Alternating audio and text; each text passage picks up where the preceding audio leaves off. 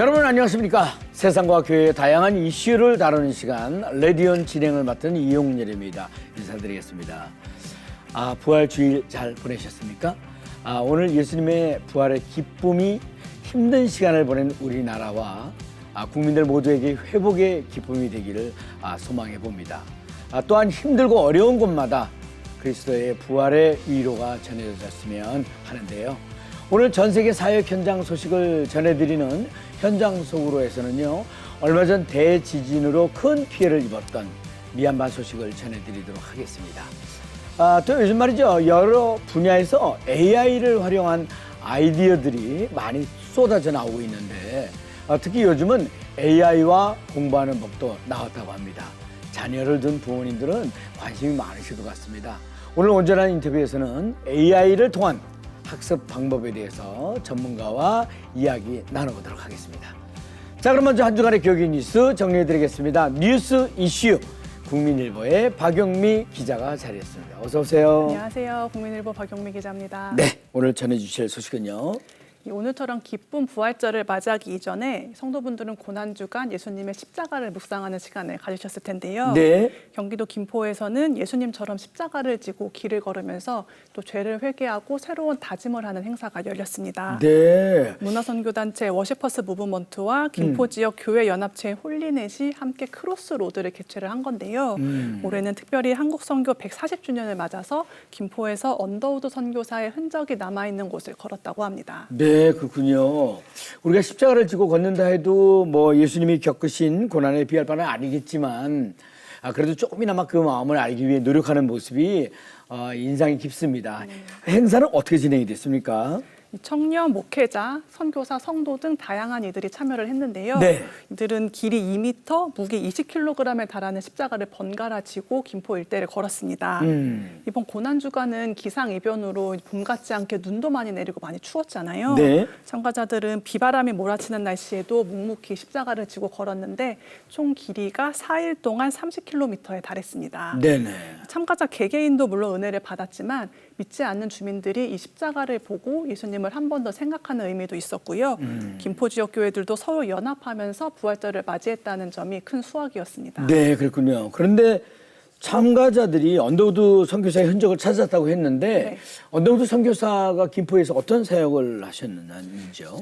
이 언더우드 선교사 하면 가장 먼저 그분이 세운 서울 세문안교회를 떠올리게 되는데요. 네. 언더우드 선교사는 세문안교회 사역을 하면서도 경기도 인근에는 전도인을 보내서 복음을 전했습니다. 네. 그 결과 지역마다 사람들이 모여들었고요.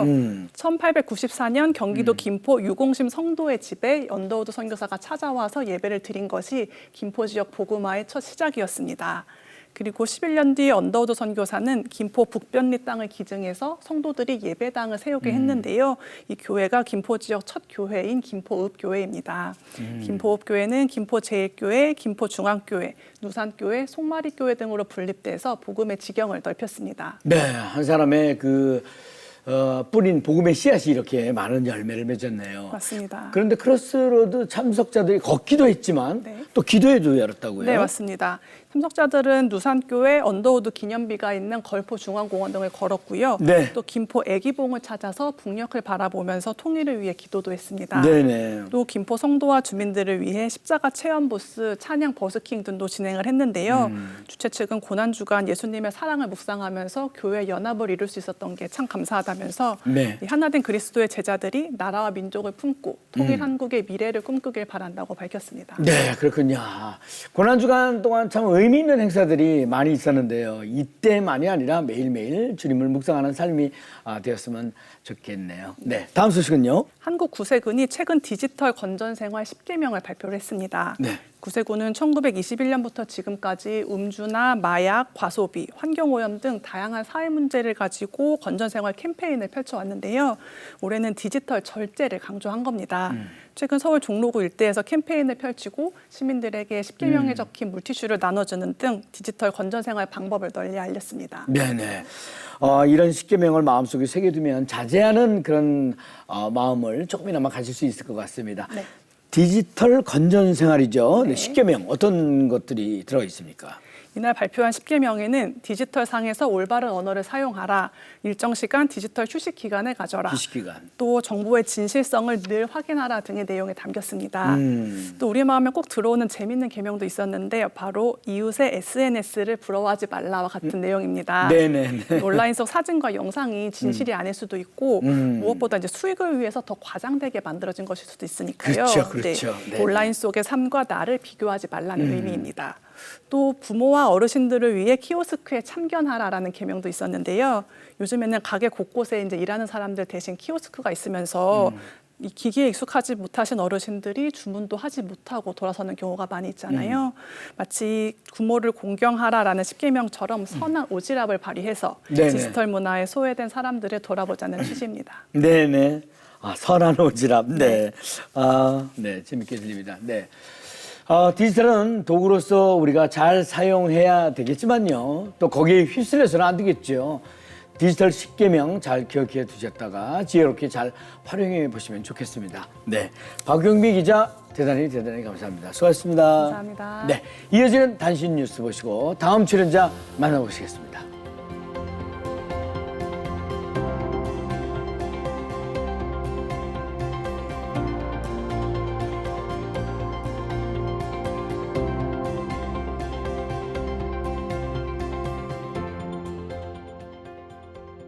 자, 이번 시간은 생생한 사역의 현장 이야기를 들어보는 현장 속으로 시간입니다.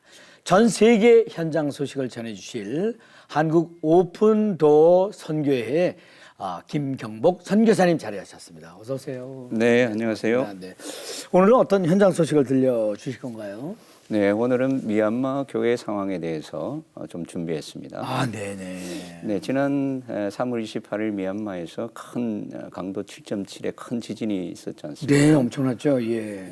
지진의 그 피해도 극심하지만 그 미얀마 상황이 지금 교회가 굉장히 위기 가운데 있습니다. 네네. 그래서 반군과 그 군사 정부 간의 충돌이 끊임없이 이어져 왔는데 네네. 이번에 지진 피해까지 있어서 네. 굉장히 어려운 상황입니다. 미얀마는 그 만달레이 그 지진 이전부터 쿠데타로 이미 힘든 시간을 보내고 있었지 않습니까? 네. 그래서 더 안타깝다는 생각이 드는데 미얀마 정치 상황이나 또 교회 상황이 매우 안 좋은 걸로 알고 있거든요. 네. 네, 어떻습니까? 네, 전반적으로 미얀마의 상황을 이렇게 살펴보면 네. 우리가 생각하는 것보다 크리스찬들이 많습니다. 네. 476만 명 정도인데요. 네. 비율적으로 보면은 한 8.7% 정도 된다고 그래요. 네네. 미얀마가 이제 1948년도에 그 사실은 영국으로부터 독립을 하거든요. 네. 독립을 하면서 이제 여러 소수민족들 간의 독립 정부를 세우기 위해서 여러 가지 시도가 있었습니다. 네네. 그래서 결국은 1962년도에 현재 옛날에 그 버마라 그랬잖아요. 네네. 버마 민족에 의해서 독립국가가 형성이 되고 군부가 이렇게 정권을 잡으면서 한 50년 동안 군사 통치가 이루어졌습니다. 그리고 나서 저희들이 알듯이 이제 그 아웅산 수지 여사에 의해서 네. 그게 이제 2015년에 민주화 운동이 일어났고 민주 정부가 수립이 되었는데 네. 근데 그 이후로 2021년 2월이니까 사실은 몇 해 전이죠. 다시 군사 쿠데타가 일어나면서 이제 사회 상황이 굉장히 불안해졌고 네네. 그 가운데 아마 교회도 상당히 폭력에 노출되어 있는 그런 상황이 되었습니다. 네네. 이런 가운데 이제 설상가상으로 대지진까지 발생해서 큰 혼란에 빠졌는데 미얀마 기독교인들의 그 형편 많이 또 어려울 것 같습니다. 어떻습니까? 네, 해마다 이제 오픈도어에서 그 기독교 박해 지수를 발표하지 않습니까? 네. 그 미얀마 같은 경우는 이제 이런 상황들이 반영이 되어서 그 박해 점수가 한 81점이니까 네. 굉장히 극심한 상황으로 나옵니다. 네네.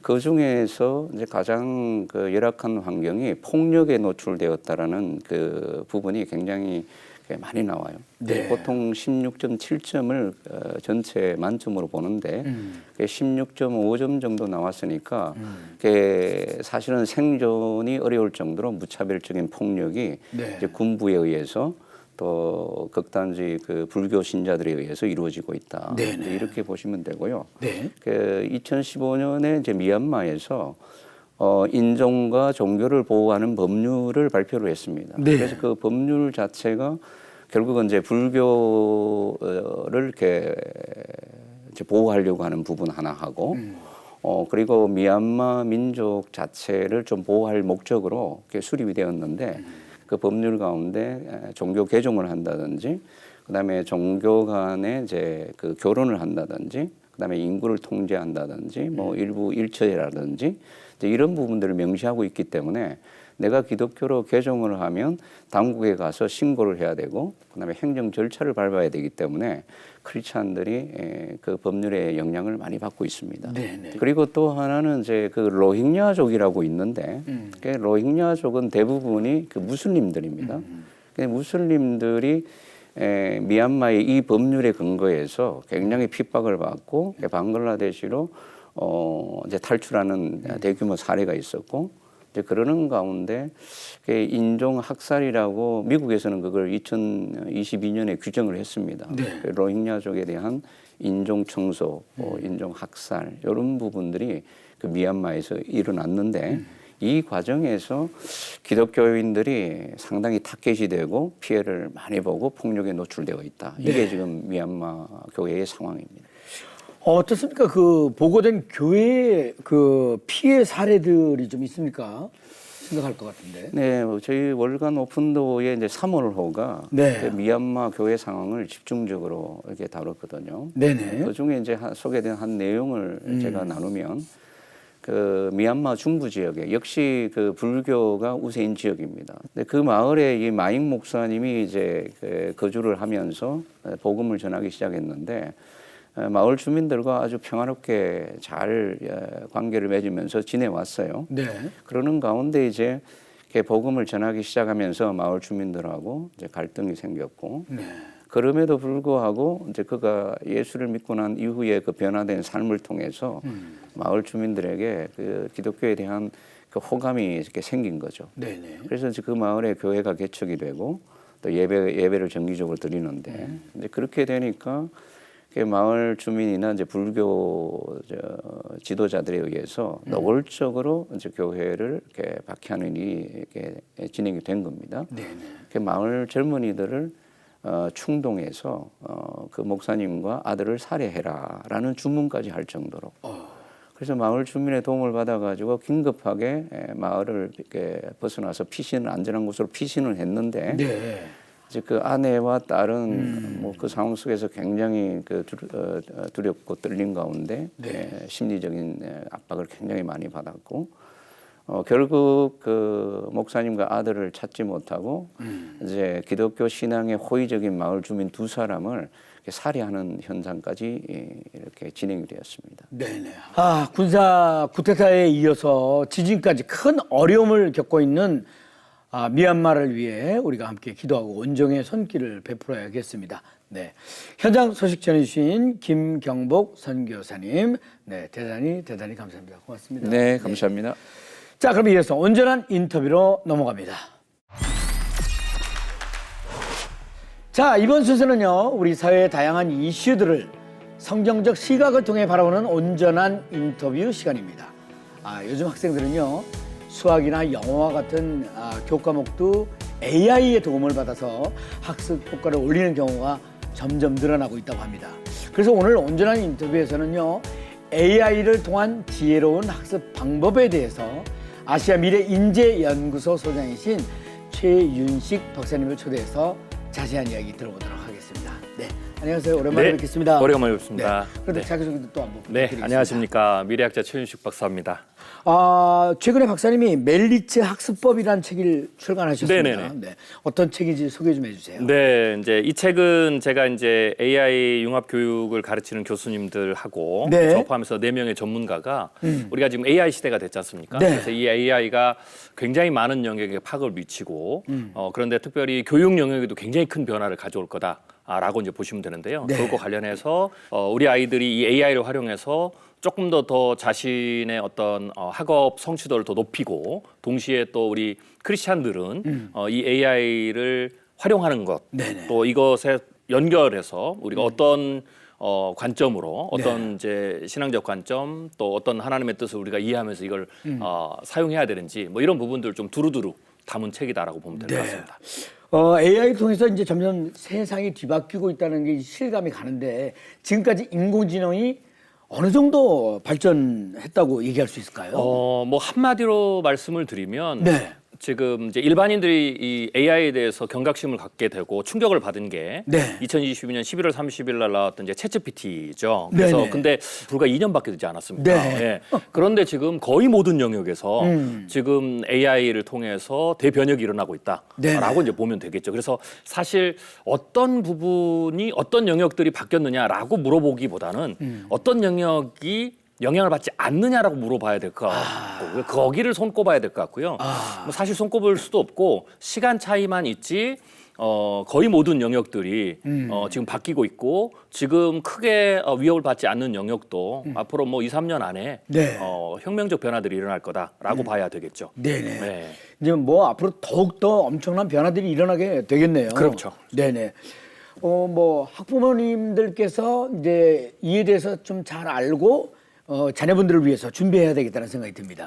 뭐 단순하게 AI를 통해서 우리 아이가 공부를 조금 더 쉽게 할 수 있다. 뭐 네. 이런 차원이 아니라 사실은 이 AI가 교육 영역에 들어와서 아이들의 공부법뿐만 아니라 지금 우리나라뿐만 아니라 전 세계 교육 시스템 자체를 네. 교수 학습 방식, 심지어는 커리큘럼, 심지어는 학제까지도 다 바꿔야 되는 그런 지금 잠재력을 AI가 가지고 있다. 네네. 월드뱅크에서 한 하나의 실험을 보면 학생들한테 AI를 주고 학습을 시켰습니다. 그랬더니 AI가 없었을 때 네. 기존의 학습 방식으로 한 2년 정도 시간이 들어야 학생들이 마스터할 수 있는 그 영역을 AI를 주고 6주 만에 학생들이 마스터를 했다. 뭐 이렇게 나오니까요. 조금 멀리 본다면 뭐 사실 멀리라고 해봐도 제가 보기에는 한 5년, 10년이면 될 것 같은데요. 교육 시스템 전체가 다 바뀌어야 된다라고 봐야 되고요. 그런 의미에서 그렇다면 결국은 아이들이 무언가를 배우는 것도 AI를 통해서 큰 변화들이 일어날 거다. 이제 이렇게 봐야 되겠죠. 그 AI를 활용한 학습법에 대해서 뭐 생소하게 느껴지는 분들도 더 많지 않을까 하는 네네네. 생각이 들거든요. 구체적으로 어떤 방식으로 학습이 이루어지는지 네네. 그것도 궁금합니다. 이 책에서 저희들이 이제 AI 멜리츠 학습법이라고 이름을 붙였는데요. 네. 이 멜리츠는 이제 히브리어로 보면 이제 중재자라는 뜻입니다. 네. 그래서 AI가 우리 아이들의 어떤 학업 성취도를 높이거나 혹은 학업 동기를 일으키거나 네. 혹은 자기가 지식을 습득하고 그 지식을 지혜로 바꿔서 세상에서 자기가 어떤 직업을 갖든지 간에 자기가 잘 적응하고 또 각 영역에서 하나님의 사람으로서 다니엘처럼 지혜로운 사람으로 가는 데 있어서 이 AI가 굉장히 큰 어떤 그 중재자 역할을 해준다라는 거죠. 네. 그런 측면에서 AI를 좀 바라보면 좋겠다라는 거고요. 조금 더 그냥 작게 본다면 지금 당장 저희들이 AI 멜리츠 학습법은 수능 전 과목에 있어서 AI를 활용해서 아이들이 학원을 가지 않고도 내가 AI가 정말로 친절한 과외교사처럼 정말로 친절한 선생님처럼 그리고 네네. 그 아이의 수준이 전혀 못하는 뭐 수포자라도 혹은 수학을 굉장히 잘하는 학생이라도 상관없이 그 아이에게 정말로 1대1로 맞춤으로 네. 그 아이가 더욱더 더 학업 실력을 높일 수 있도록 도와주는 그런 이제 역할을 하는 거죠. 저도 이제 대화를 이렇게 해보다 보니까요. 네네네. 예전에 했던 얘기를 기억을 하더라고요. 그럼요. 기억도 합니다. 그래서 조금 섬뜩한 생각이 들어가지고 네네. 이거 너무 자세한 신상 정보는 안 알려주는 게 좋겠다는 생각이 들 정도였거든요. 그렇죠. 그러나 이제 애들이 그 가정교사 역할을 AI가 해준다면 오히려 그런 기능이 더 필요한 겁니다. 그렇죠. 네네. 그렇죠. 그 말씀 여쭤보고 싶은 네네. 거예요. 그게 이제 개인정보 보호라는 부분에 있어서만 조금 보완이 되면 네. 오히려 내 아이와 계속 그 공부를 가르쳐 주면서 네네. 이 아이가 좋아하는 거, 이 아이가 아하하는 포인트라든지 네네. 뭐 그다음에 공부하는 패턴들이라든지 뭐 이런 것들을 알면 훨씬 더 맞춤형으로 친절한 과외교사를 될 수가 있는 거죠. 그렇군요. 네. 책을 보니까 멜리츠 학습법으로 이제 영어, 수학, 사회 이런 것들을 이제 공부할 수 있는 실전 방법들을 이제 소개해 네네네. 주셨는데 대표적으로 예를 조금 들어서 설명해 주시면 좀 이해하기 쉬울 것 같아요. 네네. 뭐 예를 들면 제가 이제 수학이 이제 가장 어려우니까 네. 수포자들이 가장 많지 않습니까? 네네. 네. 수학의 하나 예를 들면 이제 뭐 이런 거죠. 그러니까 수학은 많은 학생들이 어려워하는 게 사실은 수학은 근본적으로 보면 80에서 90%는 이해 학문입니다. 네. 그런데 AI를 활용하면 뭐 이런 거죠. 뭐 예를 들면 이렇게 되는데요. 우리가 이제 함수다. 네. 그러면은 앞에 함수의 기호가 F를 쓰잖아요. 네네. 그러면은 사실 수포자 학생들은 뭐 아는 학생들 굉장히 쉬운 거지만 도대체 왜 F를 써야 되는지, F를 안 쓰고 A를 쓰면 안 되는지, 네. 뭐 이런 걸 이제 물어보면 이제 학교에서 이제 혼나는 거죠. 네네. 그거 외워야 되지. 네네. 라는 거죠. 근데 이제 이런 거를 누구한테 못 물어본다는 거죠. 그 다음에 또 F에다가 위에다 이렇게 프라임이라고 점을 찍는데 점은 왜 찍어야 되는 네. 건지, 뭐 가로는 왜 찍어, 가로 안에 넣든 이런 것들을 하나도 누구도 설명을 안 해줘요. 근데 굉장히 좋은 것은 AI는 그걸 다 설명해 줍니다. 네. 왜 F냐? 펑션 함수니까. 그다음에 점을 왜 찍는지 이걸 전부 다 설명을 해주고요. 네네. 그다음에 왜 수식을 전개하는지에 대해서, 왜 그렇게 전개를 해야 되는지에 대해서 뭐 이런 부분들을 전부 다 세세하게 다 설명을 다 해준다라는 거죠. 그래서 학생들이 가지고 있는 수학 기호에 대해서 혹은 수학에 대해서 정말로 물어보면 유치하고 혼날 것 같은 것도 전부 다 친절하게 설명을 해줍니다. 네네. 그리고 더 좋은 거, 한 번도 짜증을 안 냅니다. 네.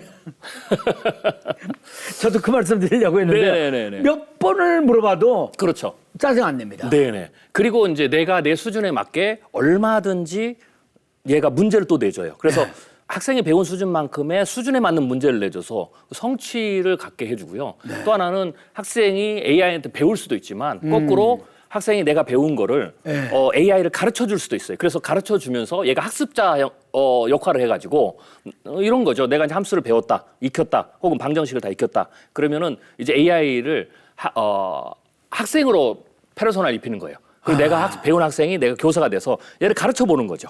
학습을 굉장히 재미있게 해주는. 예. 그리고 내가 이렇게 가장 최고의 학습 방법은 남을 가르쳐 보는 거거든요. 예. 그러니까 그런 것까지도 얼마든지 다 AI를 통해서 다 할 수가 있다. 네. 라는 거죠. 그래서 학습, 심지어는 제가 어떤 것을 소개했냐면, 이제 그렇게 다 이해하고 나면 그럼에도 불구하고 가장 근본이 되는 것들은 외워야 되잖아요. 네. 그럼 그 외우는 것도 AI가 못하는 게 없어요. 그래서 예를 들면은 기억법도 암기법도 가르쳐줘요. 그래서 우리가 이제 암기법 중에 천재들의 암기법 중에 하나가 이제 궁전의 기억이라는 게 있습니다. 네, 그래서 천재들이 자기가 생각하는 어떤 자기 집에 어떤 그 공간을 만들어 놓고 거기다가 자기가 외울 걸 배치해 가지고 네. 근데 이것까지도 다 만들어주고요. 네, 그리고 또 하나는 요새는 이제 MZ 세대잖아요. 그럼 요새는 이제 AI가 음악을 만드는 작곡을 하는 AI도 있거든요. 그러면 챗GPT나 이런 데서 내가 함수의 개념이다, 뭐 방정식의 개념이다, 원리다 이런 거를 정리를 해서 집어넣으면 얘가 랩으로 가사를 써줘요. 네네. 그리고 이거를 음악을 만드는 AI에 넣으면 얘가 음악을 만들어줘요. 그러면 외워야 될 거를 MZ 세대처럼 음악으로 만들어서 제가 흥얼흥얼거리면서 외우게 하는 거죠. 그래서 이해에서부터 시작해서 암기법에 이르기까지 AI를 어떻게 활용하느냐에 따라서 학생이 어디에서 학교나 학원이나 그 어디에서도 경험할 수 없는 학습의 어떤 지도 효과 이런 것들을 AI를 통해서 무궁무진하게 발견할 수 있다는 거죠. 네. 특히 저 영어 같은 경우에도 이제 개인이 이제 영어를 좀 배우고 싶다 할 때 도움이 그럼요. 엄청 많이 될 거예요. 엄청 많이 되죠. 영어 같은 경우는 예를 들면 뭐 간단하게 뭐 수학과 똑같은 방식으로 영어의 문법을 배우는 것도 있지만 또 하나는 영어를 AI를 가지고 프리토킹.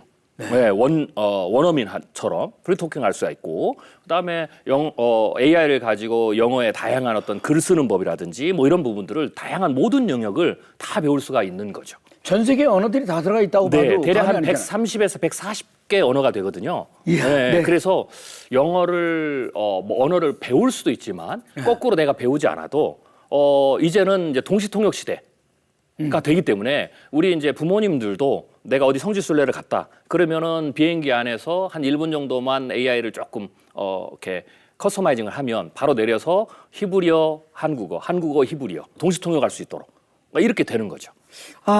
이제 가장 중요한 거, 또 우리 크리스천으로서 챗봇으로 이제 묵상과 자기 관리 활용법도 이제 이렇게 소개를 해주시지 네네네. 않습니까?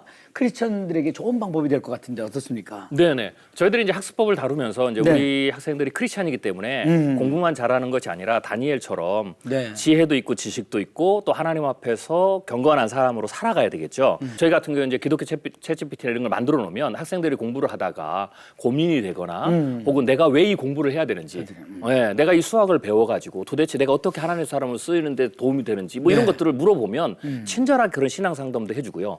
내가 공부할 때 조금 뭐 부모님들에게 예를 들면 털어놓지 못한 고민이라든지 뭐 이런 것이 있으면 혹은 교회 가서 목사님을 만나기 참 힘들잖아요. 그런 경우에 내가 이런 이제 좋은 어떤 AI를 통해서 만들어 놓은 챗봇 실행을 하면 아이들이 거기에서 실시간으로 자기가 고민하는 것들을 상담을 받을 수가 있죠. 그리고 또 학생들이 스스로 말씀에 대해서 좀 더 깊이 묵상할 수도 있고, 네네. 네. 그리고 또 크리스찬이라면 어떻게 자기 관리를 해야 되는지 뭐 이런 부분들 또 저희들이 또 만들어서 보급하는 것 중에 하나가 크리스찬이라면 어떻게 하나님의 사람으로 좋은 비전과 사명을 찾아가는지 또 찾을 때 어떻게 해야 되는지에 대해서도 AI를 활용해서 얼마든지 도움을 많이 받을 수가 있습니다. 네네. 이건 이제 개인적인 질문 드리고 싶은 건데 박사님 같은 경우에는 주로 어떤 질문들을 하십니까?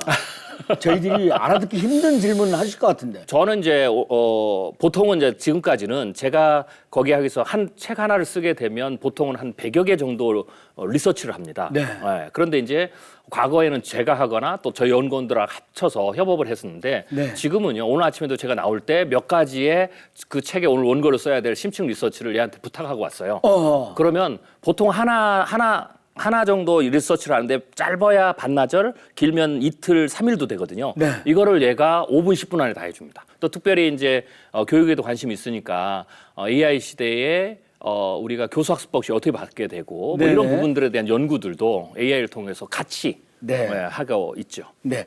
저 같은 경우는 이제 아직 그 10개만 만들어줘. 그러면 쫙 만들어줘요. 그렇죠. 그럼 제가 이제 컴퓨터하는 거지. 야, 이건 아니야. 네네. 이거 맞아. 이거 써먹어야지. 맞습니다. 네, 그런 도움도 사실은 그게 공급이 됩니다. 그것도 이제 우리가 정보 지식을 잘 이렇게 정리해서 주는 것도 있지만 네. AI 굉장히 중요한 특성 중에 하나가 거의 모든 분야를 알기 때문에 네. 창의력은 이질적인 것을 붙일 때 나오는 거거든요. 네. 그래서 그걸 이제 잘해줍니다. 그래서 이걸 이제 브레인스토밍 아이디어라고 그러는데 네. 물론 그러다 보면 뭐 100개 중에서 뭐 해보셔서 알겠지만 얘가 아재 개그를 해준다 그러면 100개 중에 사실은 막 이렇게 거르고 보면 네. 뭐 한두 개 많으면 뭐 한 10% 정도 건지죠. 네네. 근데 그런 것들에 있어서 얘가 굉장히 잘합니다. 대신 얘가 장점이 뭐냐면 그거를 굉장히 빠른 초단위로 하기 때문에 네. 우리가 AI가 준 정보가 어떤 부분들은 사실 쓸모없는 것도 굉장히 많아요. 그래서 사람들이 그래서 AI에 대해서는 너무 폄하하는데 그러한 것들은 인간이 잘 걸러내면 네네. 거기서 걸러지는 것들은 굉장히 좋은 것들을 얻을 수가 있죠. 네네. 자, 이제 끝으로 마지막 질문 드리도록 하겠습니다. 멜리츠 학습법을 통해서 우리 아이들이 어떤 미래를 만들어 나가기를 바라시는지, 또 이를 위해서 크리스천 학부모들의 역할에 대해서도 권면의 말씀도 한마디 해주시고요. 그리고 박사님이 앞으로 계획과 기도 제목 마지막으로 부탁드리겠습니다. 네네. 제가 이제 AI 멜리츠 학습법을 만든 이유는 사실 교회 안에서 오랫동안 교회 교육 영역에서도 제가 지도자로 있고 또 디렉터로도 있었는데요. 네. 우리가 이제 교회 교육에서 많은 전사님들이나 목사님들이 청소년 사역에서 가장 큰 어떤 그 장벽을 세상에 공부라고 그러거든요. 네. 애들이 학원을 가야 되니까 교회 와서 신앙생활도 많이 힘들고 네, 사실은 이 AI 멜리츠 학습법은 그 장벽을 좀 무너뜨리고자 이제는 아이들이 학원을 가지 않더라도 물론 이제 학원에서는 굉장히 싫어하시겠지만 네. 이제는 공부, 티칭은 AI가 해주고 그리고 아이들의 성장은 다니엘처럼 하나님의 사람을 쓰는 것은 단순히 지식만 있는 게 아니고 이 아이들이 신앙으로 또 올바른 세계관을 가지고 또 올바른 사명을 가지고 가야 되니까 공부하는 이유도 알아야 되고요. 그런 부분들은 교회가 얼마든지 도움을 줄 수 있다. 그래서 교회가 이 티칭 행을 가지고 오면 아이들을 좀 신앙의 사람으로 키우는 데 도움이 될 거다라고 해서 이제 만들었고요. 그래서 한국교회에서 많은 지도자들이 이 AI 멜리츠 학습법을 좀 잘 이렇게 수용하셔서 사용하셨으면 좋겠고요. 또 하나는 아이들은 이걸 하면서 이제는 단순히 공부를 잘하는 학생이 아니라 이거는 하나님이 주신 기술이니까 우리가 어떻게 쓰느냐에 따라서 우리 자녀들을 어떻게 지도하느냐에 따라서 이 기술을 통해서 우리 아이들이 훨씬 더 하나님의 뜻에 맞는 사람으로 세워갈 수 있거든요. 네네. 그런 측면에서 부모님들도 함께 좀 고민하고 오히려 조금 더 크리스찬으로서 우리가 어떻게 이걸 써서 우리 아이를 더 신앙의 사람으로 세우는지에 대해서 고민을 좀 하셨으면 좋겠고 네. 그런 계기가 됐으면 좋겠다라는 겁니다. 그래서 저는 이제 그런 사역을 조금 더 이 책을 통해서 한국교회에 돕고 싶은 마음이 있습니다. 네네. 아유, 감사합니다. 꼭 필요한 시간, 꼭 필요하신 말씀드렸습니다. 하나님의 창조 질서 안에서 인공지능은 우리에게 주어진 또 하나의 귀한 도구라는 것을 생각해 볼 수 있었던 시간이었는데요. 그래서 다음 세대들이 AI를 지혜롭게 활용하고 또 건강하게 주도해 나갔으면 좋겠습니다. 자, 오늘 귀한 말씀 전해주신 최윤식 박사님 대단히 감사합니다. 고맙습니다. 네, 감사합니다. 자, 레디온 오늘 준비한 소식은 여기까지입니다. 저는 다음 시간에 다시 인사드리겠습니다. 대단히 감사합니다.